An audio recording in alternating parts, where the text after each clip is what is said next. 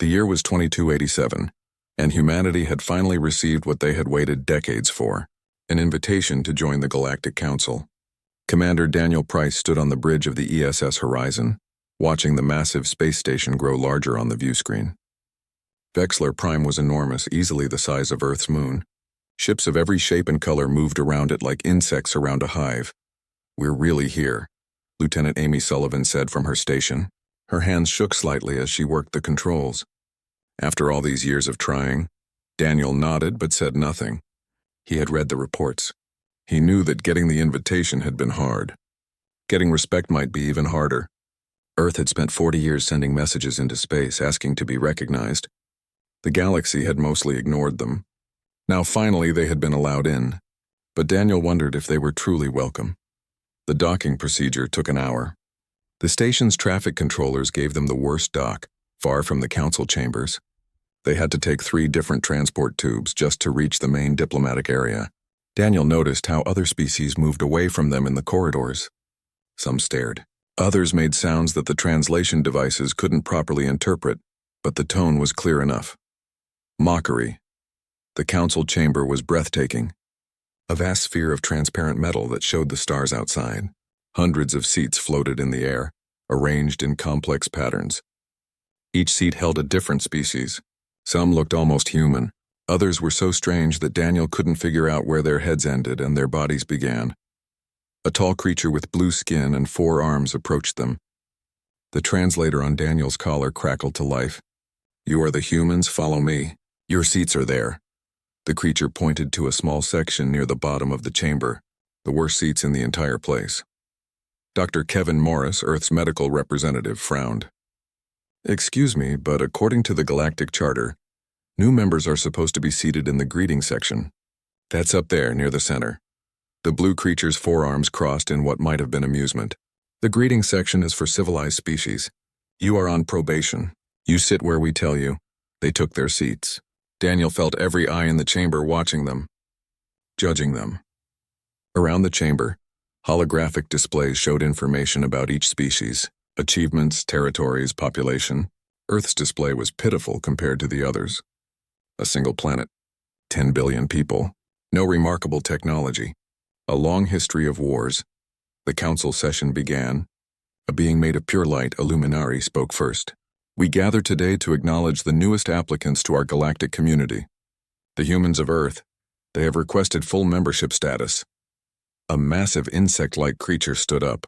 Its mandibles clicked together rapidly. The translator converted the sounds to words.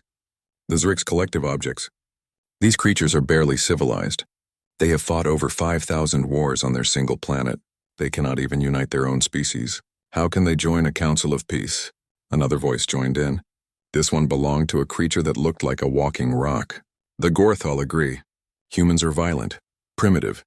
They have only just discovered faster than light travel. They have nothing to offer us." Daniel felt Amy tense beside him. He put a hand on her arm, keeping her seated. This was just the beginning. They had to stay calm. A Keltharian delegate stood next. Keltharians looked almost human except for their silver skin and completely black eyes. "I have reviewed Earth's history. It is nothing but blood and war. They fought with sticks, then swords, then guns, then nuclear weapons. Every advance in their technology was used first for killing each other. These are not people we want in our council." The luminary being floated down toward the human section. "Do you have anything to say in your defense?" Daniel stood up. He had prepared a speech. He talked about humanity's achievements, the art, the music, the literature. He spoke about the sciences, the medicines, the technologies that Earth had developed. He explained that yes, humans had fought wars, but they had learned from them. They had finally united under one planetary government. They were ready to join the galactic community and contribute. When he finished, there was silence. Then the clicking of the Zrix mandibles, laughter. Others joined in. The sounds were different, but the meaning was universal. They were mocking him. "Charming," the Keltharian said. "You have learned to make pretty paintings and music. Meanwhile, my people were building star cities when your ancestors were still living in caves. You are children playing at being adults," the vote was called. Earth was granted provisional membership. Not full membership, provisional. They could attend council meetings but couldn't vote. They could request information but wouldn't receive full database access. They could ask for help but wouldn't receive military protection. They were, in effect, second-class citizens. The following weeks were worse. Amy tried to set up research partnerships with other species. Every request was denied. The Zriks told her that human science was laughably primitive. The Gorthal said they didn't work with species that barely understood quantum mechanics. Kevin had similar problems. He wanted to share Earth's medical advances and learn from alien medicine. Instead, he was told that human biology was too simple to be interesting. One species even suggested that Earth should just buy medical technology from the Dralith merchants instead of trying to develop their own. The Dralith were the only species that showed any interest in humans, but their interest was purely financial. They saw Earth as a potential customer. They offered to sell humanity advanced weapons, shields, and engines. The prices were astronomical. When Daniel pointed out that Earth couldn't possibly afford their rates, the Dralith merchants simply laughed. "Then I suppose you'll remain primitive for a few more centuries. Come back when you have something valuable to trade." 3 months after arriving at Vexlar Prime, Daniel returned to Earth. He met with Admiral Patricia Ross at Earth Defense Command in Geneva. The meeting room was deep underground, protected by layers of concrete and steel. "Old habits from Earth's more paranoid days. Tell me everything," Patricia said. Daniel laid out the situation. The mockery, the rejection, the isolation. "They don't just disrespect us," he said. "They actively exclude us. We've been denied access to the trade networks. No one will share technology. We can't form defensive alliances. If someone attacked Earth tomorrow, the Council wouldn't lift a finger to help us." Patricia was quiet for a long moment. She was old, in her 60s, with gray hair and hard eyes. She had fought in the border wars of 2265. She knew what real conflict looked like. "So we're alone." "We're alone," Daniel confirmed. "Then we do what we've always done," Patricia said. "We survive, we adapt. We don't need their approval. We'll build our own future." Daniel wanted to believe her, but he had seen the galaxy now. He had seen the vast fleets, the incredible technologies, the ancient civilizations. Earth was one small planet in a galaxy of wonders, and that galaxy had looked at humanity and found them wanting. As he left the building, Daniel looked up at the night sky. Somewhere up there, billions of beings were going about their lives, trading, talking, building, exploring, and none of them cared about Earth. None of them thought humans mattered. Daniel made a silent promise to himself. Someday, somehow, humanity would prove them wrong. They would show the galaxy that humans were more than the sum of their wars. They were survivors. They were innovators. They were not to be dismissed, but that day seemed very far away. 3 years had passed since humanity's humiliation at Vexlar Prime. Earth had not given up. Instead, they had done what humans always did when pushed into a corner. They worked harder. Captain Lisa Grant stood in the observation dome of New Texas Colony, watching the mining ships move across the asteroid field.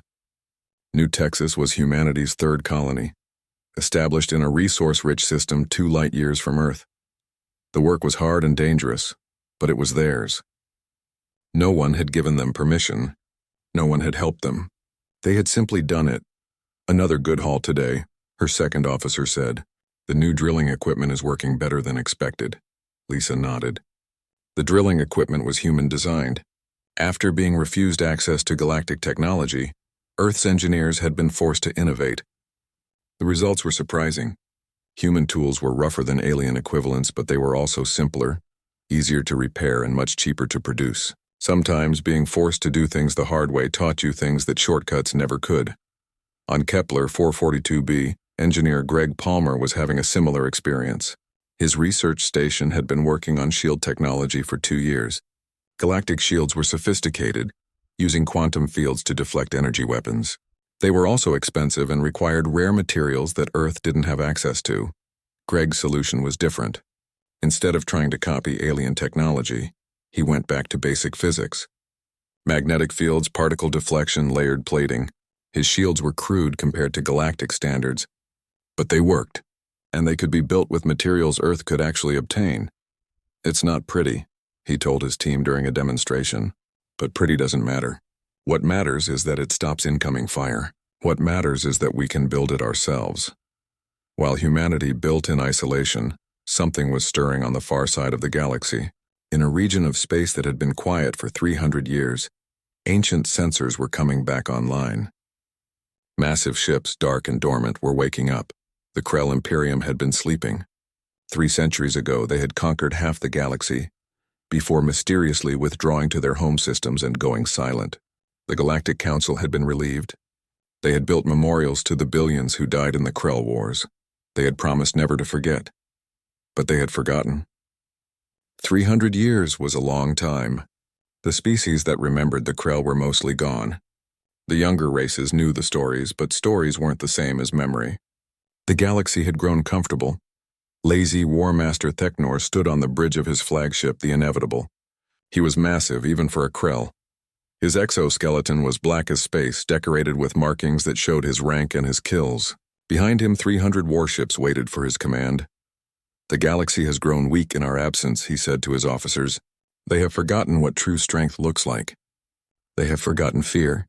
We will remind them." The first attack came without warning. A Zurix colony whirled on the edge of known space. The Zurix were the insect species that had mocked humanity at the Council. They were numerous and organized. Their worlds were well defended, it didn't matter. The Krell fleet emerged from quantum space and opened fire. Within 6 hours, the colony was gone. 3 billion Zurix dead. The few ships that tried to flee were hunted down and destroyed. The Krell took no prisoners. They left no survivors. News of the attack spread slowly. The Galactic Council initially dismissed it as pirates or a local conflict. The Zurix sent a small military fleet to investigate. That fleet never returned. Captain Benjamin Shaw was patrolling the frontier in the ESS Defiant when he picked up the distress signal. It was from a Luminari colony, far from Earth's usual patrol routes. But the signal was desperate, and Ben had never been good at ignoring calls for help. When the Defiant arrived, the colony was already gone. The planet's surface glowed with residual heat from orbital bombardment. Debris floated in orbit, the remains of defense stations and civilian ships. Ben ordered a full sensor sweep, trying to understand what happened. "Captain," his sensor officer called out, "I'm picking up residual energy signatures. They're consistent with weapons fire, but the signature is wrong. It doesn't match any known galactic species." "Show me," Ben said. The data appeared on his screen. The weapons were powerful, far more powerful than anything in the galactic arsenal, but they were also old, ancient. The design philosophy was from another era. Ben felt a chill run down his spine. He had read the historical archives. He knew what this meant. "Get us out of here," he ordered, "and send a priority message to Earth.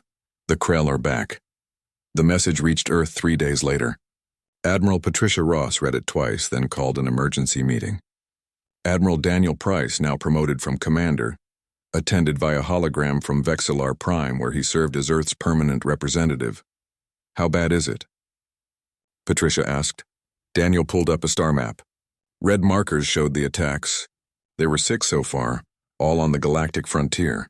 The Council is trying to keep it quiet, but word is spreading.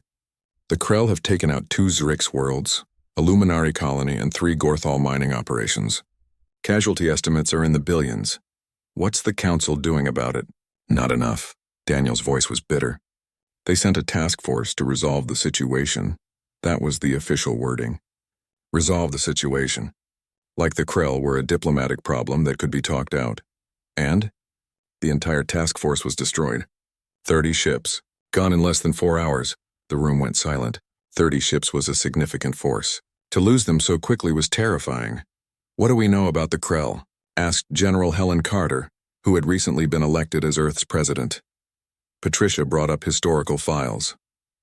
The Krell Imperium conquered half the galaxy 300 years ago. They're militaristic, efficient, and completely ruthless. They don't negotiate. They don't take prisoners. They conquer or they destroy. The last Krell War killed trillions before they mysteriously withdrew. Why did they withdraw? Helen asked. No one knows. The best theory is internal conflict, but the Krell never explained. They just went home and shut down all communication. Until now. Daniel leaned forward. "I tried to offer Earth's assistance to the Council today. I told them we'd send our fleet to help defend the frontier. Do you know what they said?" "I can guess," Patricia said dryly. Velkoth, the Keltharian representative, actually laughed. He said humanity should stay out of matters beyond our primitive understanding. He said we'd only get in the way of real military forces. Daniel's hands clenched into fists. They're dying by the billions, and they're still too proud to accept our help. The meeting continued for hours. They discussed options, strategies, preparations. Earth couldn't force the Council to accept their help, but they could prepare for the inevitable. Because everyone in that room knew the truth. The Krell weren't going to stop at the frontier. They were going to keep pushing deeper into the galaxy, and eventually they would reach Earth. We need to accelerate the colony programs, Patricia said. If Earth falls, humanity needs to survive somewhere else. We need to spread out. We need better weapons, added General Frank Murphy, head of Earth's military research. Greg Palmer's shields are good, but we need offensive capabilities. If we're going to fight the Krell, we need to hit them hard. Helen Carter listened to all of them, then made her decision. Do it all. Expand the colonies. Build the weapons. Prepare the fleet. And Daniel, keep trying with the Council. Maybe they'll come to their senses before it's too late. But in his heart, Daniel doubted it.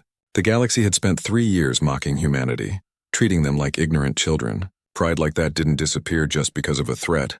The Council would keep believing in their own superiority until reality forced them to see otherwise. And reality, in the form of the Krell Imperium, was coming fast. The Krell Imperium moved through the galaxy like a wildfire. Every week brought news of another world lost, another fleet destroyed. The proud civilizations that had mocked humanity were falling one by one. Kelth Prime, the homeworld of the Keltharians, was attacked on a Tuesday. The Keltharians had the strongest military fleet in the Council.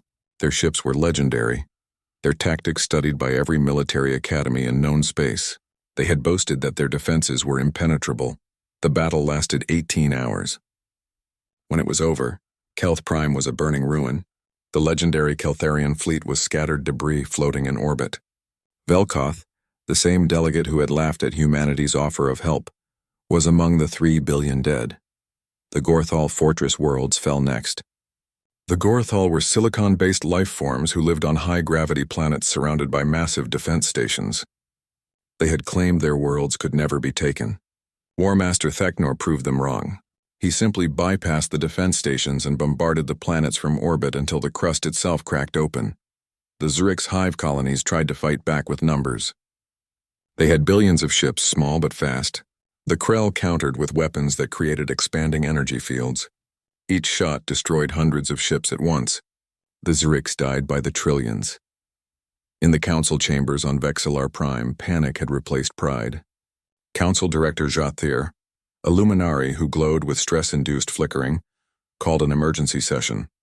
We must evacuate the core systems. Sanctuary Prime is our last defensible position. All refugees are to be directed there. Admiral Daniel Price watched from Earth's humble section. No one was laughing at humanity now. They barely seemed to notice humans were in the room. The mighty civilizations were too busy trying to save themselves. After the session, Jathir approached Daniel privately. The luminary being dimmed with what might have been shame. Admiral Price, I need to speak with Earth. I'm listening, Daniel said carefully. No, not just you. Your leaders. Your military commanders. This is a formal request. Jathir paused. We need your help. We were wrong about humanity. We were wrong about everything. The Krell are coming, and we cannot stop them alone. The message reached Earth 6 hours later. Admiral Patricia Ross convened an emergency meeting of the Defense Council. President Helen Carter attended, along with military leaders from every branch. The debate that followed was heated. Let them burn, General Frank Murphy said bluntly. They mocked us. They rejected us. They called us primitive and barbaric. Now they want our help? To hell with them. Frank has a point, added Admiral Peter Collins from the Navy. We don't owe them anything. Why should we risk human lives for people who treated us like garbage? Captain Lisa Grant, attending via hologram from New Texas Colony, spoke up. Because if the rest of the galaxy falls, we're next. The Krell won't stop until they've conquered everything. We can either fight them now with allies or fight them later alone. She's right, Daniel said from his hologram. I don't like the Council. I don't like how they treated us. But this isn't about them. It's about survival. If we let the Krell win, humanity dies. It's that simple. Patricia Ross had been quiet throughout the debate. Now she spoke. There's another consideration. Right now, Earth is isolated. We have no allies, no access to galactic resources, no real place in this galaxy. If we help them now in their darkest hour, that changes. We won't be asking for respect. We'll have earned it. President Carter looked around the room. Let's vote. All in favor of sending military assistance to the Galactic Council? The vote was close. But in the end, humanity decided to help. Within 2 weeks, Earth assembled the largest military fleet in human history. The ESS Liberty, humanity's first dreadnought, led the formation. It was massive, built in the shipyards above Earth over 3 years of continuous construction.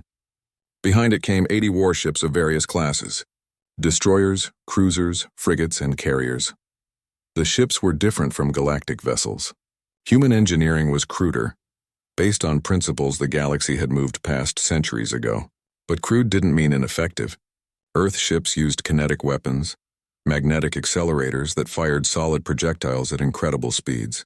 While other species had focused on energy weapons, humans had perfected the art of hitting things very hard with very dense objects. Commander Jake Rivers led a squadron of 40 strike fighters. The fighters were small, fast, and carried magnetic acceleration missiles. Each missile was simple, just a shaped tungsten rod with a guidance system and a rocket motor. But at the speeds they traveled, simple was deadly. Major Carey Bell commanded a battalion of 800 combat marines. They were trained in zero-gravity warfare, shipboarding operations, and close-quarters combat. Every Marine wore powered armor that enhanced their strength and protected them from vacuum. Chief Engineer Ryan Torres oversaw the fleet's support systems. His greatest innovation was a swarm of repair drones, small automated units that could patch hull breaches, reroute damaged systems, and even conduct field repairs on weapons during combat. No other species had anything like them. Admiral Daniel Price stood on the bridge of the ESS Liberty and addressed the fleet. His message was broadcast to every ship, every crew member. The galaxy mocked us. They called us primitive, violent, unworthy. They rejected us when we offered friendship. Now they beg for our help. We could refuse. We have every right to refuse, but we're not going to.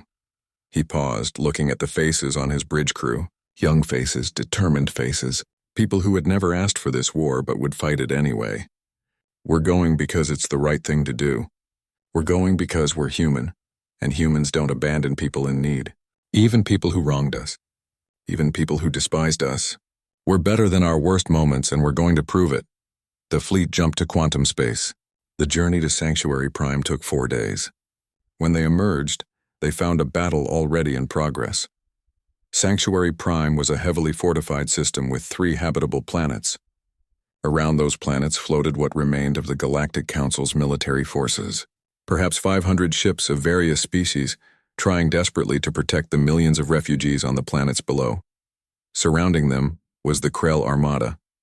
Daniel's sensor officer counted the enemy ships twice, unable to believe the number. Admiral, I'm reading over 300 Krell vessels.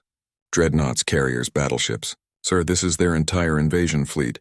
Daniel looked at the tactical display. His 80 ships against 300. The math was not encouraging. But humanity hadn't come this far by playing it safe. All ships attack formation Beta 7. Jake, launch your fighters. Carey, prep your Marines for boarding operations. Ryan, get those repair drones ready. He opened a channel to the Council fleet. This is Admiral Daniel Price of the Earth Defense Fleet. We're here to help. Better late than never. There was a moment of shocked silence. Then Jathir's voice came through, filled with something that might have been hope. Admiral Price, we received no word you were coming. We thought Earth had refused. Earth doesn't refuse people who need help, Daniel said, even when those people don't deserve it. Now let's kill some Krell. The ESS Liberty charged forward, and behind it came the full might of humanity's fleet. They crashed into the Krell formation like a hammer into glass. The Krell had been expecting a beaten, exhausted enemy. Instead, they got fresh human warships with tactics they'd never seen before. Commander Jake Rivers' fighters swarmed a Krell carrier, his missiles punching through its armor in ways energy weapons couldn't. The Krell shields were designed to deflect energy. They weren't designed for solid projectiles moving at relativistic speeds. Captain Benjamin Shaw, commanding the ESS Defiant, used humanity's quantum drives in ways the Krell hadn't anticipated. He jumped in, fired a full broadside into a battleship's weak points, then jumped out before return fire could hit him. Hit-and-run tactics that drove the Krell crazy. Major Carey Bell's Marines boarded a damaged Krell command ship. The fighting in the corridors was brutal and savage. The Krell were bigger and stronger, but humans were faster and more adaptable. Carrie personally led the assault on the bridge, fighting through waves of Krell warriors. Chief Engineer Ryan Torres's repair drones swarmed over damaged human ships, patching holes, rerouting power, keeping vessels in the fight long ago after they should have withdrawn. The Krell destroyed human ships only to see them return to battle an hour later, patched together but still fighting. The battle raged for 3 days. It was chaos, brutal and exhausting. The ESS Horizon was destroyed. The ESS Pioneer, Lisa Grant's ship, took catastrophic damage. Lisa barely escaped in a life pod before the ship exploded, but humanity held the line. For the first time since the war began, the Krell were forced to retreat. War Master Theknor watched his fleet pull back and felt something he had not felt in centuries: respect for his enemy. The aftermath of the Battle of Sanctuary Prime was grim. 30 human ships destroyed, 15,000 personnel dead or missing. The survivors were exhausted, their ships damaged, their ammunition depleted. But they had won. Against impossible odds, humanity had forced the Krell to retreat. Council Director Jothir came aboard the ESS Liberty personally. The luminary being glowed softly as it approached Admiral Daniel Price on the bridge. Around them, the crew worked frantically to repair damage and restore systems. "Admiral Price," Jothir said quietly, "I do not have adequate words. We were hours from annihilation. Your arrival saved billions of lives." Daniel looked at the tactical display, still showing the positions where human ships had died. "We lost good people today. People who came to help strangers that treated them badly. I hope you remember that." "We will never forget," Jothir promised. "The Council is prepared to offer Earth full membership. All technologies, all trade routes, all defensive pacts. Whatever you need." "We'll discuss terms later," Daniel said tiredly. "Right now I need to repair my fleet and care for my wounded." Over the following days, something remarkable happened. Species that had mocked humanity now worked alongside them. Keltharian engineers helped repair human ships. Zrick's medical teams treated human wounded. Even the Draelith merchants offered supplies at cost with no markup. Lieutenant Amy Sullivan, working on the ESS Liberty's damaged sensor array, found herself partnered with a Keltharian engineer named Kethrin. 3 years ago, Kethrin's people had called humans primitive. Now he worked silently beside Amy, following her instructions without question. "Your repair methods are unusual," Kethrin said during a break, "but effective. We would have replaced this entire array. You simply reroute around the damaged sections and reinforce what remains." Amy shrugged. "We learned to make do with what we have. Earth couldn't afford to throw away damaged equipment, so we got good at fixing things." "There is wisdom in that," Kethrin said softly. "Wisdom my people forgot." On the planet below, Major Carrie Bell visited a refugee camp. Millions of beings from dozens of species huddled together, having lost their homes to the Krell. Children of various species played together, unaware of the darkness that threatened their future. An elderly luminary approached Carrie. "You are human, yes? One of the warriors who saved us?" Carrie nodded. "Just doing my job." "We mocked your people," the luminary said. "We called you violent and primitive. We were fools.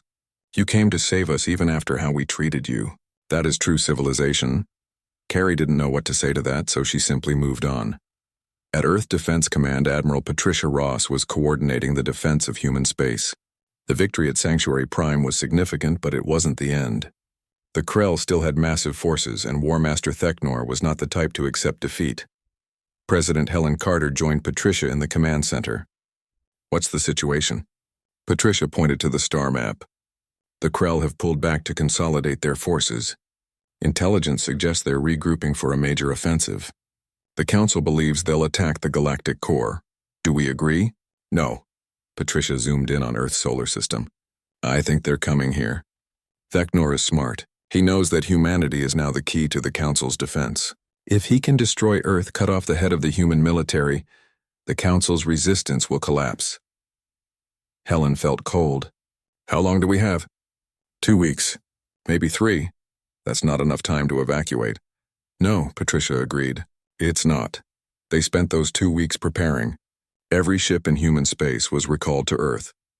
Orbital defense stations were upgraded with every weapon Earth could produce. The lunar bases were fortified.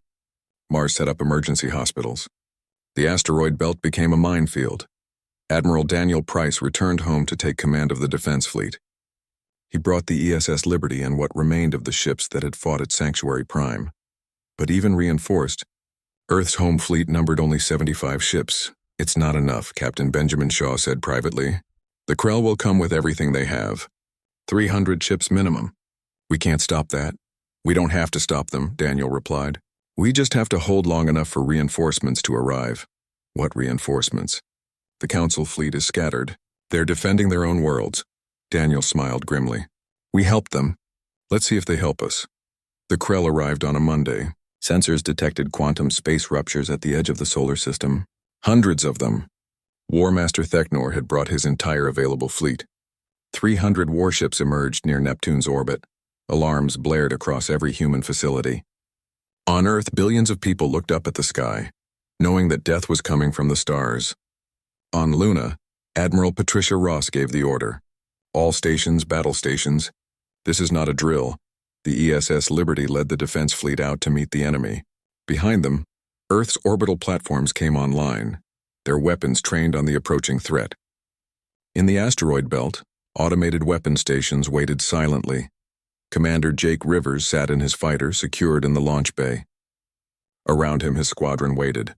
They all knew the odds. They all knew most of them wouldn't survive this. But they were human. They would fight anyway. "All fighters, this is Rivers. Remember your training. Remember what we're protecting. Every Krell ship we destroy is one that can't bombard Earth. Make every shot count." The Krell fleet advanced slowly, methodically. War Master Theknor stood on his bridge, studying the human defensive positions. "They know they cannot win," he told his officers. "Yet they position themselves to make us pay for every meter of space. These humans understand war." The battle began at Neptune. Admiral Daniel Price didn't wait for the Krell to come to him. He charged forward, using the gas giant's gravity well to slingshot his ships to higher speeds. The ESS Liberty opened fire at extreme range, its magnetic accelerators sending streams of projectiles into the Krell formation. The Krell returned fire with energy weapons. Ships on both sides died in the opening exchange, but Daniel wasn't trying to win this fight. He was trying to slow the Krell down, make them fight for every kilometer of space between Neptune and Earth. For a week, the battle raged across the solar system. Admiral Price conducted a fighting retreat, using every planet, every asteroid, every gravity well to his advantage. At Uranus, he sacrificed 6 destroyers in a desperate ambush that destroyed a Krell dreadnought. At Saturn, Captain Benjamin Shaw led a suicide run that crippled the Krell carrier group. By the time the Krell reached Mars, the human fleet was down to 40 ships. They had destroyed or damaged nearly 100 Krell vessels, but it wasn't enough. The Krell kept coming. On Mars, engineer Greg Palmer activated his experimental weapons. Defense satellites that had been disguised as communications equipment suddenly came online, firing magnetic pulse weapons that disabled Krell shields. It only worked once, but once was enough for human ships to destroy a dozen more Krell vessels. Major Carrie Bell and her Marines prepared for ground combat.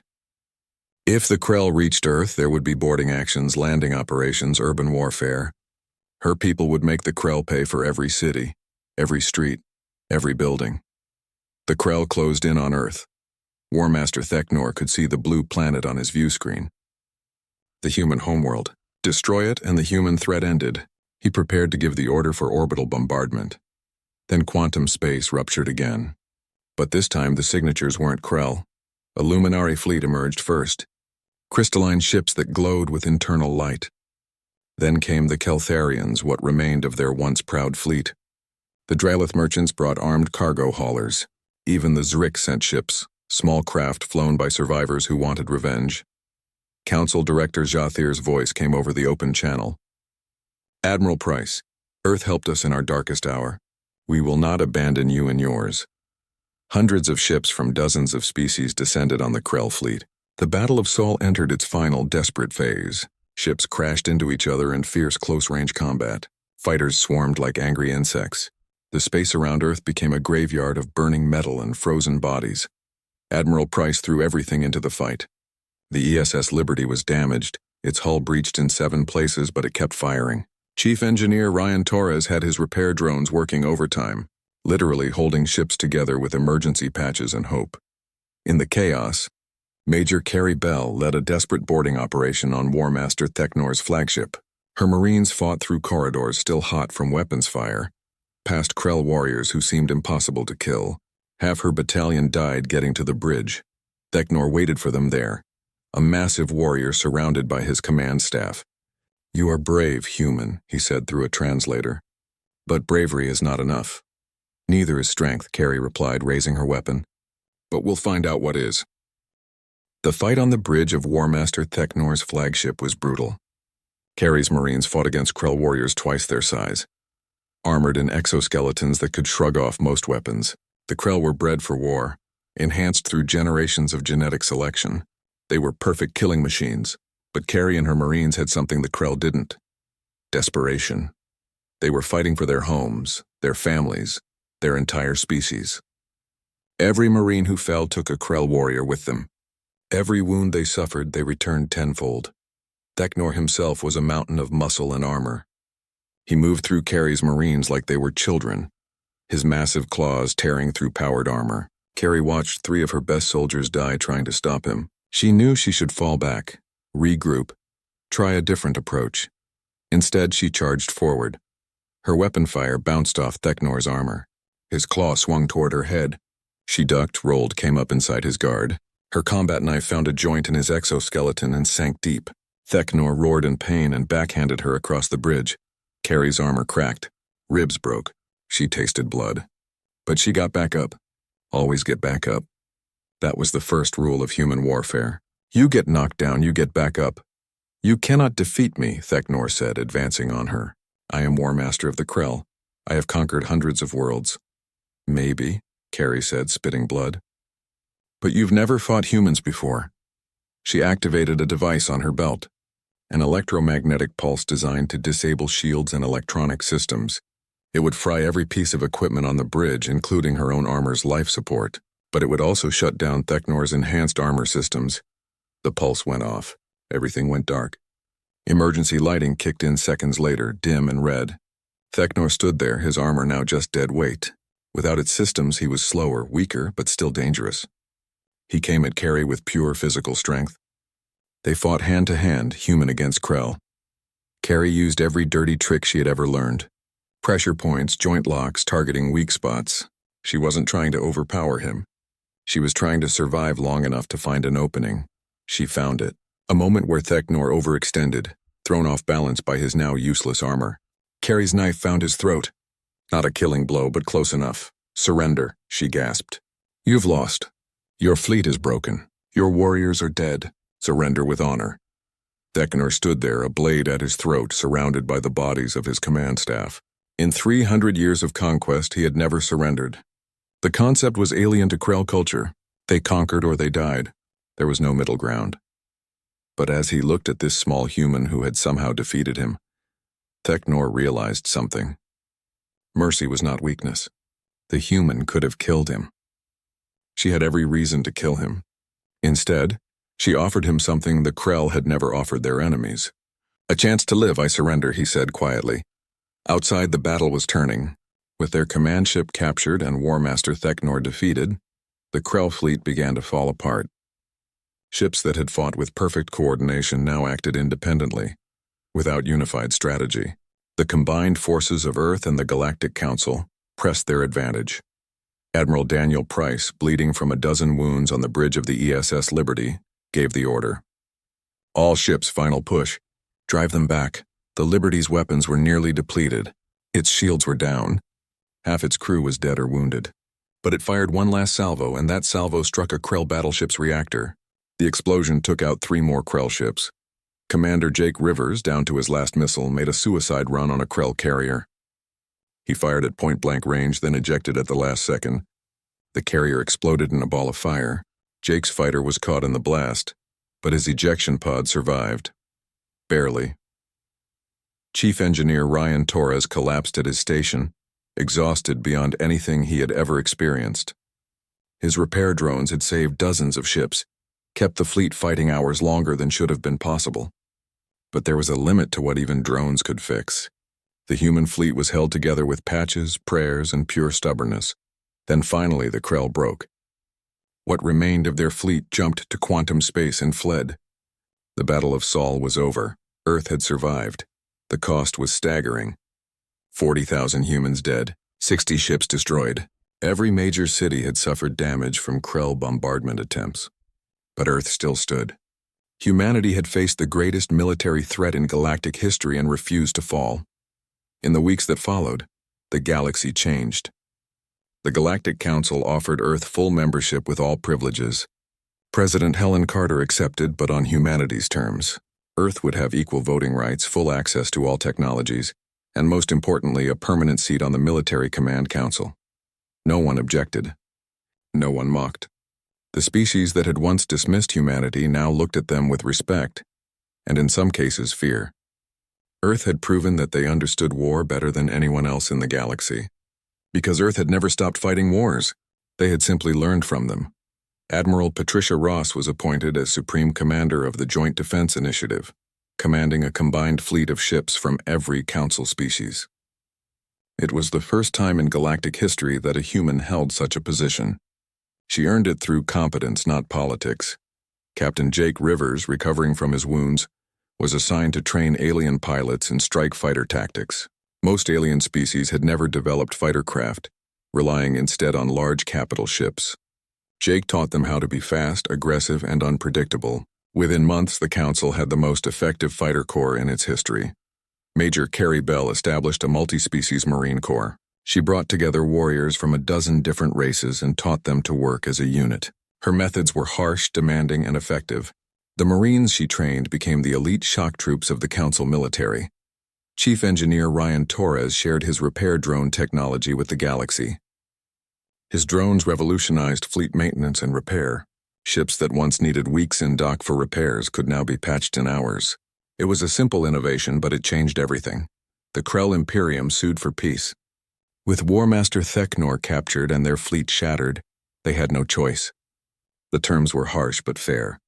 The Krell would return all conquered territory, pay reparations, and submit to galactic oversight.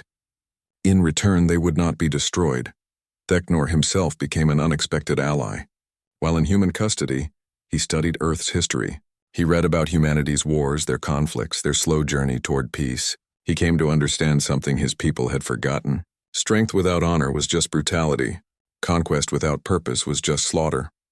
When he returned to the Krell Imperium as part of the peace negotiations, he carried that lesson with him. The Krell would not disappear, but they would change. It would take generations, but they would learn.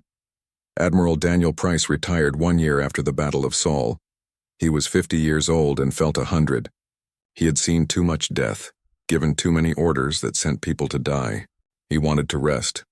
At his retirement ceremony, Council Director Jathir spoke. The luminary glowed brightly as it addressed the assembled crowd. When humanity first came to us, we judged them by their past.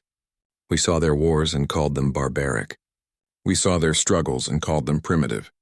We were wrong in every possible way. The crowd, filled with representatives from every council species, listened quietly. Humanity taught us that peace is not the absence of conflict, Jathir continued. Peace is what comes after you learn from conflict. Humanity had more wars than any species in this room. But they learned from everyone. They grew. They adapted. They never made the same mistake twice. That is true wisdom.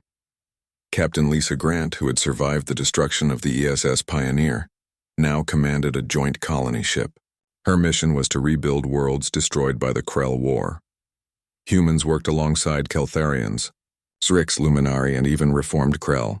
They built new cities, planted new crops, helped refugees return home. On one of those worlds, a young Zrix child asked Lisa why humans had helped them.